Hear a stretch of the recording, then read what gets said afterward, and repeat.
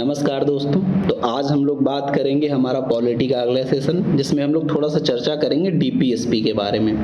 होते क्या है डीपीएसपी, पहले तो ये जान लो। तो डीपीएसपी फुल फॉर्म इसको बोलते हैं directive principle of state policies, यानी राज्य के नीति निर्देशक तत्व। कहने का मतलब है संविधान में लिखे गए हैं, संविधान के भाग 4 में लिखे गए हैं। ठीक है, इसमें जो है बताया गया है कि राज्य जो है किस प्रकार से अपनी नीतियों को बनाए। ठीक है, इनके बारे में थोड़ी चीजें जाननी बहुत जरूरी है। पहली बात तो ये फंडामेंटल ड्यूटीज से कैसे अलग है, फंडामेंटल राइट से कैसे अलग है, इसको हम बाद में चर्चा करेंगे। ये जान लो कि ये जो है कर्तव्य हैं। किसके कर्तव्य हैं? ये कर्तव्य हैं राज्य के, यानी सरकार के कर्तव्य हैं कि कैसे वो कानून बनाए देश के नागरिकों के लिए। ठीक है, कहां से इनको लिया गया है पहले भी बता चुके हैं, फिर बता देते हैं। डीपीएसपी को लिया गया है आयरलैंड के संविधान से। ठीक है, डीपीएसपी को कहां लिया गया है? आयरलैंड के संविधान से पूछा जाता है। भाग 4 में है, और भाग 4 में कहां से कहां तक? 36 से लेकर आर्टिकल 51 तक। आर्टिकल 36 से लेकर आर्टिकल 51 तक क्या है? डीपीएसपी दिए गए हैं। ठीक है, इन सिद्धांतों को न्यायालय द्वारा लागू नहीं किया जा सकता। कहने का मतलब ये है कि अगर मान लो सरकार इस पे कानून बनाने में सक्षम नहीं होती, जैसे फंडामेंटल राइट्स है, उनकी पूर्ति अगर सरकार नहीं करती है तो आप कोर्ट जा सकते थे। बताया था आपको आर्टिकल 32 के अनुसार आप सुप्रीम कोर्ट जा सकते हैं सीधे सीधे, और जो है सुप्रीम कोर्ट रिट जारी करके उस काम को पूरा करवाएगी जो फंडामेंटल राइट्स का उल्लंघन कर रहा होगा। लेकिन डीपीएसपी का अगर कोई कार्य पूरा नहीं हो रहा है इसमें लिखा हुआ, तो आप इसके लिए कोर्ट नहीं जा सकते हैं। ये कर्तव्य हैं, और कर्तव्य कभी बाध्यकारी नहीं होते हैं। अधिकार जो हैं वो आपके अधिकार है तो आपको पूरा करना पड़ेगा ही, कर्तव्य आपके ऊपर बाध्यकारी नहीं होते। जैसे फंडामेंटल ड्यूटीज में भी जो कर्तव्य है वो आपके ऊपर बाध्यकारी नहीं है कि आप उनको पूरा ही करें, हाँ आपको पूरा करना चाहिए। समझे? कहने का मतलब ये है कि आपको पूरा करना चाहिए, आप करें ना करें वो फिर बात की बात है, उसके लिए आपको सजा नहीं होगी। ठीक है, अब आगे बात करते हैं। तो हमने बताया 36 से लेकर 51 तक जो है क्या है? राज्य के नीति निर्देशक तत्व हैं। तो आर्टिकल 36 तो हमारा यही बताता है क्या कि राज्य की क्या परिभाषा होगी, राज्य की क्या परिभाषा होगी। तो आपको हम बता चुके हैं राज्य की परिभाषा क्या होगी। इसके बाद आर्टिकल 37 ये बताता है कि भैया ये क्या है? न्यायालय में वाद योग्य नहीं है, न्यायालय द्वारा लागू नहीं करवाया जा सकता, ये आर्टिकल 37 बताता है। इसके बाद 38 से हमारे डीपीएसपी स्टार्ट हो जाते हैं। तो पहला हमारा जो डीपीएसपी है आर्टिकल 38 क्या कहता है कि राज्य लोक कल्याण की अभिवृद्धि के लिए सामाजिक व्यवस्था बनाएगा, यानी कल्याणकारी कार्य करने के लिए भैया कई सारी सामाजिक व्यवस्थाएं बनाता है राज्य। आप भी देखते हैं बनाता है, शिक्षा को बढ़ावा देता है। ठीक है, कल्याण की अभिवृद्धि का मतलब है शिक्षा, स्वास्थ्य, जितने भी सामाजिक चीजें हैं उनको क्या देता है? बढ़ावा देता है, कल्याण को बढ़ावा देता है आर्टिकल 38 के अकॉर्डिंग। आर्टिकल 39 क्या कहता है? समान न्याय और निःशुल्क विधिक सहायता। अनुच्छेद 39 का बहुत इंपॉर्टेंट है, याद रखना। आर्टिकल 29A बाद में जोड़ा गया है, ए लिखा है इसका मतलब इसको बाद में जोड़ा गया है। तो अनुच्छेद 39A कहता क्या है?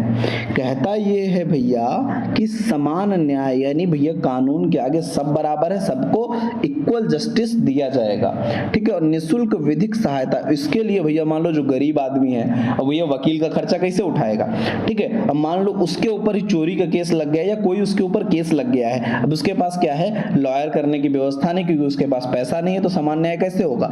तो भैया सरकार उसके लिए क्या करती है? निःशुल्क विधिक सहायता की व्यवस्था करते हैं। निःशुल्क लॉयर दिवाएगी आपको, भैया जाओ भैया ये लो आपका जो है वकील है, ये आपके लिए केस लड़ेगा फ्री में। ठीक है, ये बात हो गई।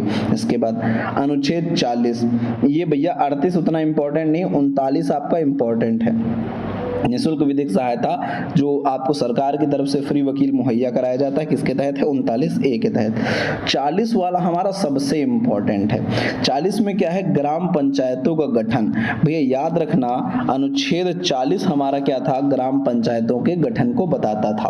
पहले हमारा ये क्या था? डीपीएसपी का पार्ट था। ग्राम पंचायत इसीलिए नहीं बन पा रही थी क्योंकि ये क्या था? डीपीएसपी का पार्ट था। अब भैया अगर ग्राम पंचायत आपके यहाँ सरकार नहीं बनवाती है तो आप क्या करेंगे? आप कोर्ट जा नहीं सकते थे, तो इसीलिए पहले ग्राम पंचायतें नहीं थी, फिर धीरे धीरे सुधार हुआ, बलवंत राय मेहता कमेटी, बहुत काफी बाद में जो है ये ग्राम पंचायतों का विकास धीरे धीरे हर जगह हुआ। पहले होता था मुखिया का लड़का ही मुखिया बनता जाता था, चुनाव व्यवस्था हो ही नहीं पा रही थी। आजादी के बाद भी काफी सालों तक ऐसा बना रहा। ठीक है, अनुच्छेद 40 हमारा क्या है, ग्राम पंचायत के संगठन को बताता है। ठीक है, इसके बाद अनुच्छेद 42 में क्या है, काम की न्याय संगत और मानवोचित दशाओं और प्रसूति सहायता का उपबंध।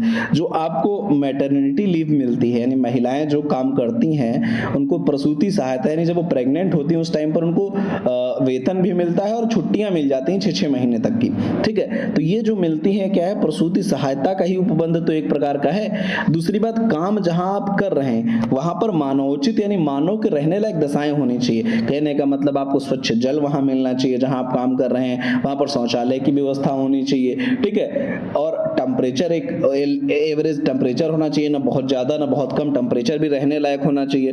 ठीक है, आपको प्रकाश मिलना चाहिए, मतलब ऐसा नहीं कि आपको अंधेरे कमरे में बंद कर दिया जाए वहां आपसे काम करवाया जा रहा है। तो ऐसे काम की न्याय संगत दशाएं भी आपके लिए होनी चाहिए, अनुच्छेद 42 से कहता है। ठीक है, इसके बाद ये भी कुछ खास उतना इंपॉर्टेंट नहीं है। 43 कहता है कर्मकारों के लिए जीवन निर्वाह मजदूरी। भैया मिनिमम जो वेजेस है यानी मजदूरी जो है उसकी न्यूनतम जो मात्रा है वो हर मजदूर को मिलनी चाहिए। अनुच्छेद 43 ये कहता है कि हर मजदूर को एक निम्नतम मजदूरी जो है, एक लिमिट है, उसके ऊपर ही मजदूरी मिलेगी, उससे कम मजदूरी पर वो काम नहीं करेगा। ठीक है, अनुच्छेद 43 का क्या कहता है, उद्योगों के प्रबंधन में श्रमिकों का भाग लेना। ये भैया देखो कंपनी जो है लगाई जाती थी या इंडस्ट्रीज लगाई जाती थी। अब इंडस्ट्रीज में सैलरी श्रमिकों को मिलती थी, सारी मेहनत श्रमिक करते थे, लाभ कौन उठाता था, मालिक उठाते थे। तो एक नियम चलने लगा कि भैया श्रमिकों का भी क्या होना चाहिए, शेयर होना चाहिए। भले बहुत थोड़ा परसेंटेज 0.0002% हो, लेकिन शेयर ऐसे श्रमिकों को मिलना चाहिए जिससे कंपनी ग्रो करे तो अपने आप ही मजदूर का भी फायदा हो जाए, उसमें कर्मचारी जो काम कर रहे हैं उनका भी फायदा हो जाए। ठीक है, अनुच्छेद 44 इससे क्या होता है, काम की जो वो बढ़ती है ना कि हमारी काम करने की स्किल बढ़ जाएगी, हम काम ज्यादा मेहनत से करेंगे। क्यों करेंगे, क्योंकि हमको पता है कंपनी के बढ़ने से हमारा भी प्रॉफिट हो रहा है। अगर आपकी फिक्स सैलरी है, आपको 15,000 रुपए मिल रहा है महीने का, ठीक है, आपकी फिक्स सैलरी है, आप कुछ नहीं कर रहे हैं भैया, आप कुछ भी नहीं कर रहे तब भी 15,000 मिल रहा है, आप बहुत मेहनत कर रहे हैं तब भी 15,000 मिल रहा है। लेकिन अगर आपको पता हो जाए कि भैया इस कंपनी की अगर बढ़ोतरी हम करवाते हैं, इस कंपनी का जितना सेल बढ़ेगा उसमें 5% मेरा हिस्सा है। अगर वो 1 लाख का प्रॉफिट करती तो मतलब हमारा क्या है 5,000 बन गया।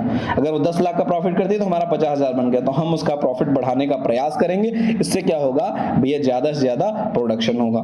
ठीक है, इसकी बात अगर आगे बात करें, ये हमारे लिए जो इंपॉर्टेंट होगा आपको बताते जाएंगे। हमने बताया अभी तक 39A इंपॉर्टेंट है और 40 इंपॉर्टेंट है। ये भैया फ्री निःशुल्क विधिक सहायता के लिए और 40 ग्राम पंचायत के लिए।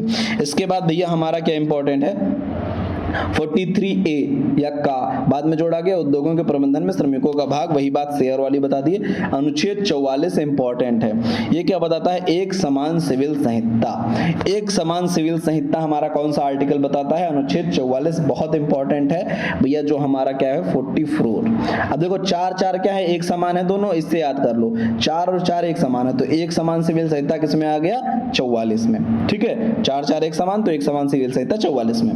अनुच्छेद 45 भी बहुत इंपॉर्टेंट है, आपको पहले भी बता चुके हैं। 6 वर्ष से कम आयु के जो भी बच्चे हैं इनको जो है क्या होगा, जो शिक्षा का अधिकार है वो क्या होगा, इनका पूरा दायित्व कौन लेगा, इनका पूरा दायित्व सरकार लेगी।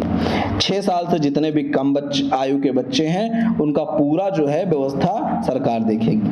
ठीक है, इसके बाद अनुच्छेद 48 की अगर हम बात करें, ये भी इंपॉर्टेंट है। अनुच्छेद 48 में क्या है, एग्रीकल्चर और एनिमल हस्बेंड्री यानी कृषि एवं पशुपालन किस अनुच्छेद के तहत है, अनुच्छेद 48 में है। अनुच्छेद 48 में क्या है, कृषि और पशुपालन। इसके बाद भैया उसी में 48A डाल दिया गया, 48 में ही क्या कहा गया, इसमें भैया होगा पर्यावरण संरक्षण। ये दोनों बहुत इंपॉर्टेंट है, याद रखना। अब कौन कौन सा बता दिया, 39A इंपॉर्टेंट बता दिया, फ्री में वकील कर लो।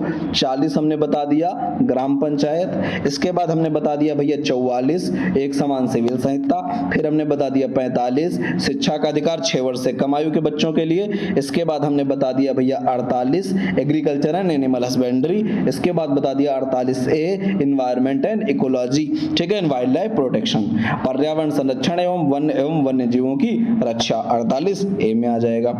इसके बाद 49 में हमारा कुछ खास नहीं है, राष्ट्रीय महत्व के स्मारक हैं, स्थान है, जैसे हमारा ताजमहल हो गया, लाल किला हो गया, सब क्या है राष्ट्रीय स्मारक हैं, इनका संरक्षण करना राज्य का कर्तव्य होगा, ये 49 बता देता है। अनुच्छेद 50 हमारा क्या बताता है, कार्यपालिका से न्यायपालिका का पृथक्करण, ये भी इंपॉर्टेंट है।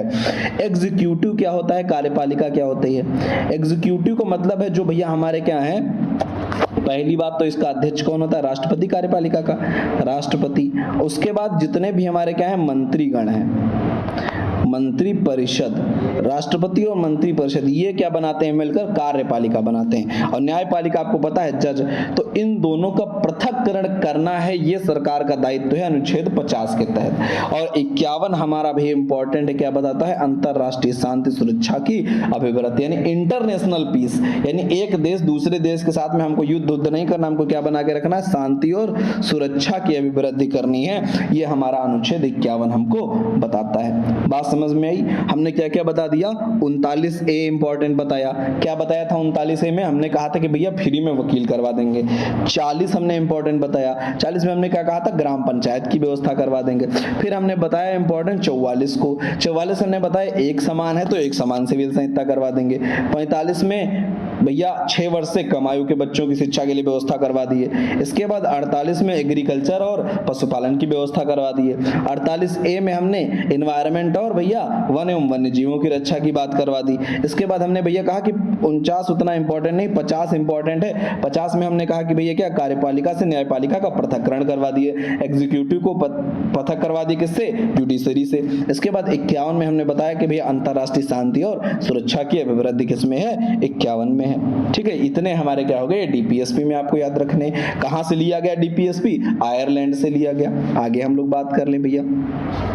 तो भैया अब तुम जान लो कि फंडामेंटल राइट्स और डीपीएसपी में अंतर क्या है, ये आपको रट लेना है, इसमें का कोई पॉइंट आपको नहीं भूलना, बस यहीं से आपको क्वेश्चन अगर आएगा तो हो जाएगा, या फिर वो आर्टिकल जो हमने 4-5-6 को बता दिए हैं, सारे नहीं याद करने, 4-5 जो बता दिए वही याद करने। वैसे भी हमने कम करके लिखवाए हैं, काफी सारे होते ना, पूरा भाई अगर हम लिखवाते 38 से लेकर 51 तो काफी सारे आर्टिकल हो जाते, हमने कुछ लिख कर दिए हैं और उसमें भी हमने बता दिया है कौन ज्यादा इंपॉर्टेंट है। ठीक है, उनको आपको याद कर लेना है। अब डीपीएसपी और मूल अधिकार में अंतर क्या है। पहली बात तो डीपीएसपी को कहां से लिया गया है, आयरलैंड से, और मूल अधिकार लिए गए थे अमेरिका से। ठीक है, डीपीएसपी कहां से, आयरलैंड से, मूल अधिकार कहां से, अमेरिका से। डीपीएसपी भाग 4 में है और मूल अधिकार भाग 3 में है, बता चुके हैं। इनका आर्टिकल क्या है, 36 से लेकर 51 तक है, इनका आर्टिकल क्या है, 12 से लेकर 35 तक है। ठीक है, इसके बाद ये न्यायालय के माध्यम से लागू नहीं कराए जा सकते। डीपीएसपी के चैलेंज आप नहीं कर सकते न्यायालय में कि आपका डीपीएसपी का कोई अधिकार पूरा नहीं हुआ है। ठीक है, जबकि अगर ये पूरा नहीं होता तो आप न्यायालय जाकर इसे लागू करवा सकते हैं। भैया न्यायालय चले जाएंगे, आप कोर्ट, सुप्रीम कोर्ट चले जा सकते हैं। इसके पीछे राजनीतिक मान्यता है, इसके पीछे कानूनी मान्यता है। देखो यहाँ राजनीतिक मान्यता है, यानी राजनीति, यानी जो पॉलिटिशियंस हैं वो जो चाहते हैं वो करते हैं। यहाँ पर कानूनी मान्यता, भैया कानून बना हुआ है, उनको वो फॉलो करना ही पड़ेगा, उनके ऊपर बाध्यता है ये कि मूल अधिकार को लागू करें ही करें। या सरकार के अधिकारों को बढ़ाता है। भैया डीपीएसपी क्या है, डीपीएसपी भैया क्या है, ये कर्तव्य देता है, अधिकार को बढ़ाता है, कर्तव्य देता है, एक अधिकार देता है कि तुम ये काम करो, तुमको ये काम करना चाहिए, कर सकते हो, तुम्हारा मन हो करो, मन हो ना करो। ये भैया महत्व को घटाता है, सरकार के महत्व को कम करता है। नागरिक की अपेक्षा सरकार के महत्व को फंडामेंटल राइट्स कम करते हैं। कि सरकार ने कोई कानून बनाया, ये सरकार कोई अगर कानून बनाती है और अगर वो फंडामेंटल राइट्स के खिलाफ हो जाता है तो भैया क्या होता है, आप सुप्रीम कोर्ट जाते हैं और सरकार का वो कानून खत्म करवा देते हैं, तो सरकार का महत्व घटाना इससे, ये बात समझ में आई। ये छोटा सा क्या है अंतर होता है। इसके बाद अगर हम बात कर लें छोटा सा भैया क्या, मूल कर्तव्य की। मूल कर्तव्य हम आपको बता चुके हैं, बहुत बार बताएं, कहां से लिया गया है आपको ये बता देते हैं। तो पहली बार भैया इसको लिया कहां से गया था, रूस की क्रांति से लिया गया है। जो यूएसएसआर की क्रांति हुई थी, बोल्शेविक क्रांति, वहां से हमने इसको उठाया। वहां भी ऐसे कुछ मूल कर्तव्य जो है शामिल किए गए थे, उनके जो है प्रॉम्प्टर जो बनाया जाता है अपना क्रांति के लिए, उसमें जो है शामिल किए गए थे काफी सारे कर्तव्य। ठीक है, अनुच्छेद 4A में इसको शामिल किया गया। पहले भैया बड़ा विवाद था कि मूल अधिकारों को 3A में शामिल किया जाए या 4A में, यानी मूल अधिकार के साथ मूल कर्तव्य जोड़े जाएं या डीपीएसपी के साथ। तो देखा यह गया कि जो 3 है उसमें जितने भी कानून है वो सब क्या है, अधिकार है। भाग 3 क्या बताता है, अधिकार को बताता है, जबकि भाग 4 क्या बताता है, कर्तव्य को बताता है। तो इन्होंने कहा कि भाग 4 में कर्तव्य हैं, तो भाग 4 में जो कर्तव्य है डीपीएसपी वो राज्य के कर्तव्य हो गए। 4A में जो हमने शामिल कर दिए ये क्या हो गए, नागरिकों के कर्तव्य हो गए, यहाँ जो रहते हैं लोग उनके कर्तव्य हमने शामिल कर दिए। तो 4 में राज्य के कर्तव्य, 4A में नागरिकों के कर्तव्य शामिल कर देंगे। इसके तहत एक आर्टिकल भी जोड़ दिया गया 51A। भैया वो 36 से 51 तक था तो इसमें 51A नया आर्टिकल जोड़ दिया। अच्छा, भारत में इसकी सिफारिश किसने की थी, तो एक समिति बनी जिसका नाम था स्वर्ण सिंह समिति। याद रखना, मूल अधिकारों को किस समिति की सिफारिश पर शामिल किया गया, स्वर्ण सिंह समिति की। कब शामिल किया गया, 42वां संविधान संशोधन 1976। कितने मूल कर्तव्य शामिल किए गए 1976 में, 10 मूल कर्तव्य शामिल किए गए। वर्तमान में कितने हैं, 11 मूल कर्तव्य हैं। 11वां मूल कर्तव्य कब शामिल किया गया, 86वां संविधान संशोधन 2002 में शामिल किया गया। कौन सा था 11वां मूल कर्तव्य, शिक्षा का अधिकार। हमारा 6 से 14 वर्ष के बच्चों को शिक्षा दिलाना अभिभावकों या माता पिता का कर्तव्य होगा। ये हमारा क्या था, 11वां मूल कर्तव्य था, जिसे 2002 में जोड़ा गया था। ठीक है, क्या लिखा है, जिसमें 6 से 14 वर्ष आयु के बच्चों को माता पिता और प्रतिपालकों के संरक्षण और शिक्षा अवसर प्रदान करेंगे। ये भैया हमारा क्या 11वां मूल कर्तव्य था, इसे बाद में जोड़ा गया था। ठीक है, आज के लिए बस इतना ही रखते हैं। छोटा सा टॉपिक था आज का, हमने सोचा फिनिश करवा देते हैं। कल जो हमारा होगा बहुत इंपॉर्टेंट टॉपिक होगा, इस वाली क्लास को धड़ाधड़ शेयर कर दो। अगली क्लास आपको जब हम मिलेंगे तब भैया बहुत इंपॉर्टेंट क्लास से स्टार्ट करेंगे सरकार पर। यहाँ से क्वेश्चन बहुत ज्यादा आने के चांस रहते हैं। कोई भी एग्जाम जहां पॉलिटी का सेशन लेकर जाएंगे वहां पर मूल अधिकार के बाद सेकंड नंबर पर सबसे इंपॉर्टेंट हमारा जो होता है सरकार ही होता है। इसमें संघ सरकार, राज्य सरकारें, ये सब बहुत इंपॉर्टेंट टॉपिक्स हैं। इनको हम डिटेल में कवर करेंगे। थोड़ा सा आपके लिए जानना भी जरूरी है। पेपर ना भी देना हो तो आपको अपने देश के बारे में कुछ चीजें पता होनी चाहिए। ठीक है, नागरिक के तौर पर आपको चीजें जाननी चाहिए। ठीक है, तो आज के लिए बस इतना ही रखते हैं। धन्यवाद।